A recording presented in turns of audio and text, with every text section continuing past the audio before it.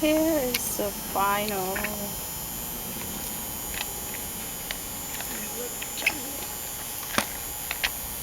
Yeah, it's a little skinny, but it tastes very good, especially when you will do the noodle. Hope you like it. I will try the next time for detail on how I do it by.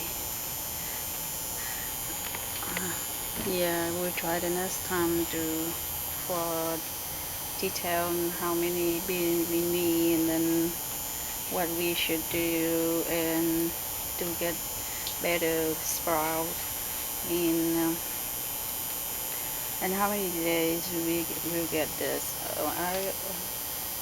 I will get it back later. Thank you for watching. Bye bye.